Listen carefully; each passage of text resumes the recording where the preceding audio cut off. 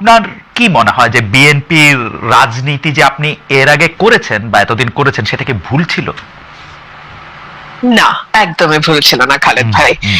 আমার কাছে মনে হয় যে এস্টাবলিশমেন্টকে প্রশ্ন করার যে সহজাত প্রবৃত্তি আমার মধ্যে আছে, সেটা তখনও যেমন ছিল সেটা এখনো তেমনই আছে।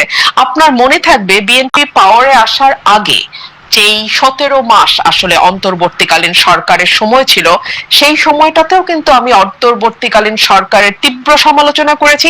একই সঙ্গে আমি বিএনপির নানান রকম চাঁদাবাজি, দুর্নীতি, এলাকায় প্রভাব বিস্তারের জন্য নানান রকম অপকর্ম, এই সকল কিছুর বিরুদ্ধে কথা বলেছি। সো আমার আমার নিজের কাছে মনে হয় যে আমি সবসময় আমার নিজের কাছে সৎ থাকবার চেষ্টা করেছি। সো এই সৎ থাকতে গিয়ে আমি হয়তো স্টাবলিশমেন্টের বিরোধিতা করেছি, তখন এখন স্টাবলিশমেন্টে যখন যে থাকে দেখা গেছে কথাগুলো তার পছন্দ হয়নি, ব্যাপারটি আসলে এতটুকুই।